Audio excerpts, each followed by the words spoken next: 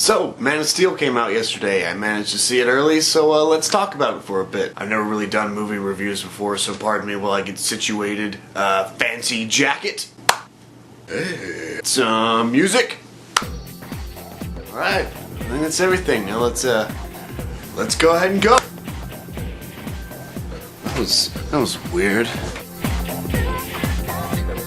So Zack Snyder directed this movie. He also made some other stuff like Watchmen, Sucker Punch, and 300. Now, I kind of think that his reputation kind of went downhill after Watchmen came out. I mean, it wasn't a bad movie, but it wasn't necessarily one that was as amazing as it should have been. Of course, it's really hard to direct Watchmen too, so whatever. Now, a lot of people didn't like Sucker Punch because they thought it was just a reason for him to put a bunch of magical effects into one scene for no reason, and it kind of was, but I also thought it demonstrated how powerful the imagination can be and how the character used it to escape certain situations that she didn't want to be in. I mean, I can relate to that. I read Calvin and Hobbes and he turned into Spaceman Spiff and everyone seemed to be okay with it. After the critically de-acclaimed, is that a word? Is that what I wanted to mean? So after Sucker Punch kind of tanked in the box office, you think that he would try to, do something safe, like this was really the time for him to come back and say, "Hey guys, I'm Zack Snyder and I totally have a mustache. Look at me, I'm actually a competent filmmaker." So did he do that with Superman? Actually, I was kind of underwhelmed with the film. I mean, I've never been a huge Superman fan. I saw a bunch of his stuff whenever I used to watch Justice League as a little tiny baby kid.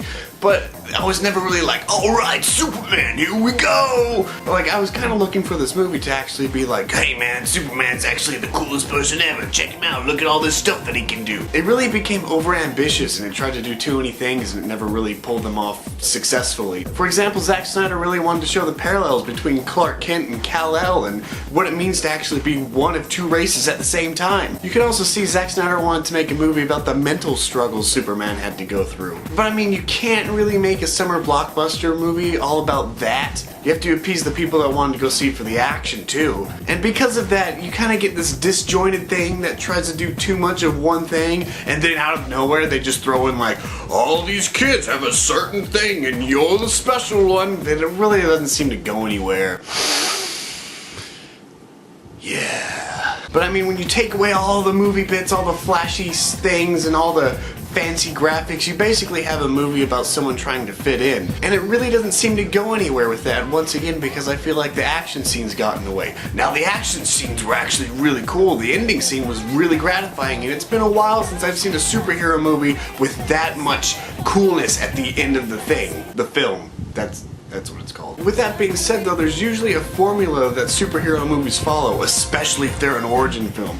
It usually follows something like this. Person has ordinary life, person gets powers, enemy is revealed, enemy gets powers, they fight once, hero gets his ass kicked, then he goes back, does some training, and then comes back and defeats the enemy. Now, I'm not saying every superhero movie should do that. That'd be really fucking boring. I mean, if you are gonna stray from this formula that kind of was built by the earlier superhero movies, like all of them, then you really should know that you're gonna have something powerful that can deviate from this formula but still be interesting and manage to contain a cohesive storyline and constant excitement throughout the film. Now, there were a lot of scenes in this movie that really didn't need to be in there. The first intro scene could have arguably been removed because they just explain it through all the thing anywhere, and also there's a scene with baby penis in there. I'm a baby penis! They keep having this weird time thing where he goes into flashbacks of his childhood to explain why he does things a certain way. But actually they all kind of say the same thing over and over and over. You're gonna be important, son.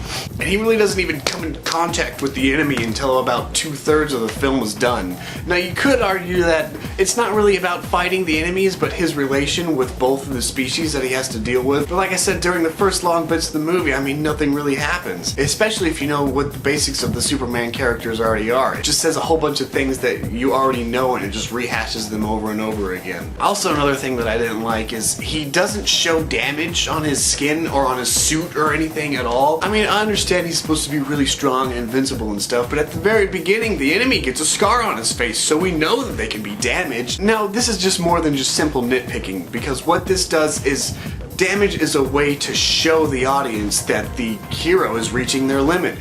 Like, for example, in the first Spider-Man film, there's this one part where the Green Goblin just chucks this grenade. Spider-Man gets his mask blown off, and it's like... and you're really getting to be like, oh man, guys, this is it. Spider-Man's reaching his limit. There's this one part where Superman has this huge fight scene. He's like smashing through buildings and everything, and he gets out of the rubble and he's like, no guys, I'm good. I'm fine. My hair's even perfect. It's like whatever. So because we don't know how close he is to reaching his limit, there basically is no tension there for the audience to be like, or ooh, or it's getting good. Like I said before, I honestly don't know if that's how it is in the comic books or how it used to be in the old Justice League cartoon. But I mean, his suit could have gotten like dirty or something.